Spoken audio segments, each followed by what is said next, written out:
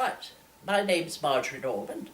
I'm 86 and I went out to Africa at the age of 22.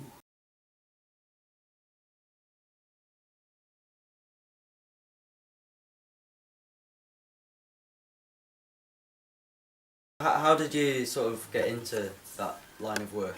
There was an advertisement for the overseas service. So I applied. There's a lot of red on the maps in those days, in 1949. How about Dar es Salaam? So I had to go and have a look, see where Dar es Salaam was.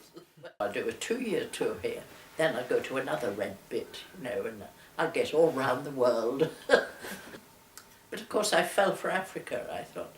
Africa, and then I learnt Swahili, and so I thought, well, it's a bit of a waste. But, so I stayed 16 years. I loved it. Apart from getting malaria, Bill Heartseer, and various other odd little complaints you get in the tropics. Before I left, we built a 1,000-bed hospital in Dar es Salaam.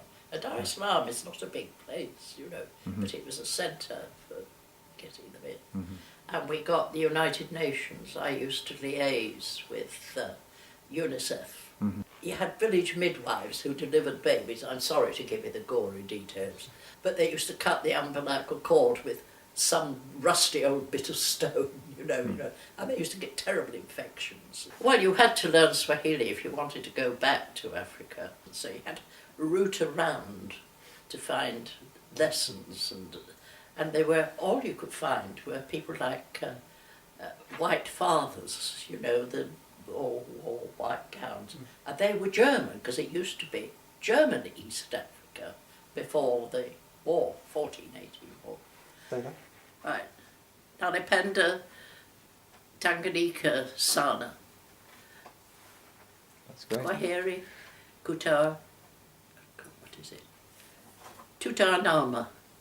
Tanganyika was a trust territory for United Nations. It wasn't a colony. It was decided before we went out that eventually they would be handed over. It was a paternal, maternal cover over all these tribes. You couldn't just say, right, you're independent now, you know, because you would get all the ones with power and the muscle boys taking over, and any grants that you gave them would be collared by those big boys and put into their accounts, as it has since.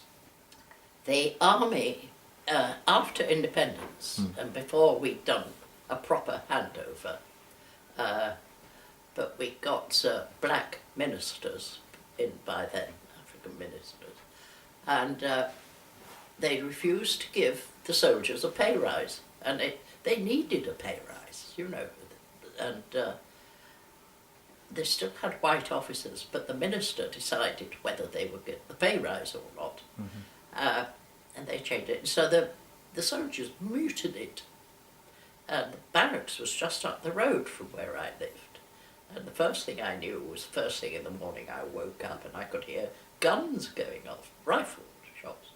And then down the road, lorries, army lorries, packed with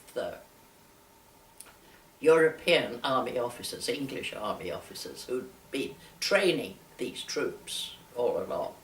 And the Africans with them in the back with rifles saying, we're sending them home in Swahili.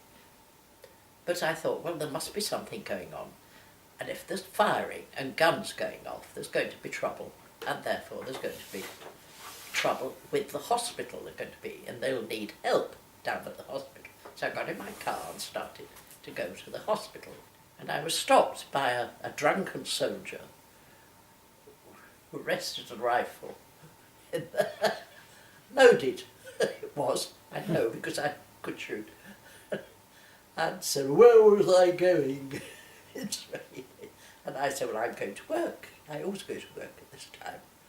And he was quite nonplussed when I said this, because they weren't used to women speaking Swahili.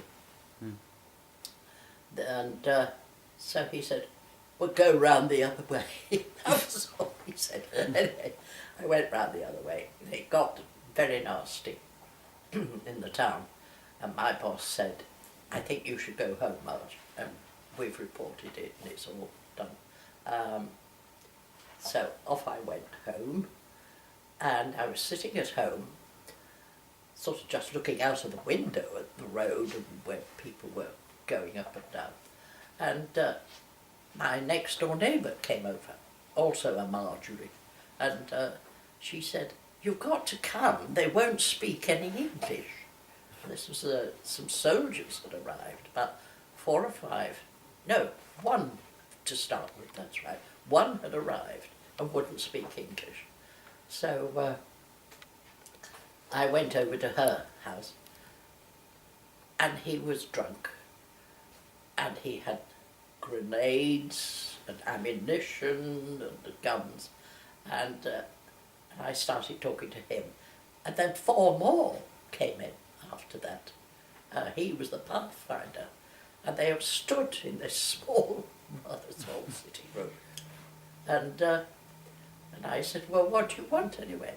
He said, "Well," oh no, he said, "Where are all the other single women?" So I said, "I don't know, not all here."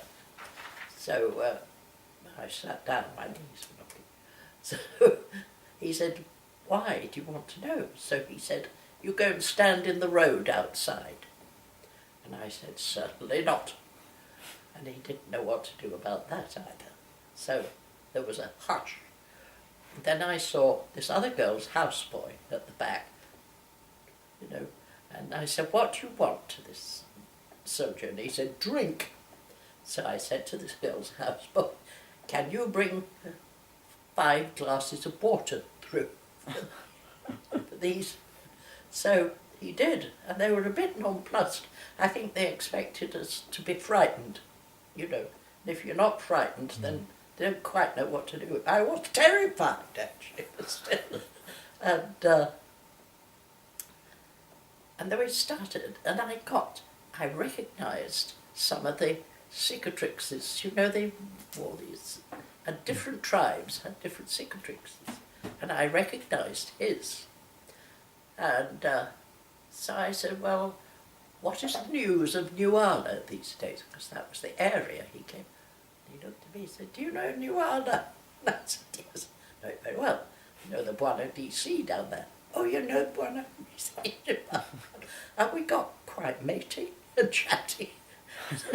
And in the end, I thought, well, they've been here long enough. We chatted quite a lot.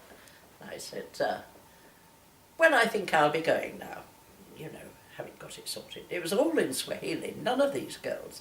They didn't learn it, the stupid women. And I always say you should learn the language of the country that you're in if you're living and working.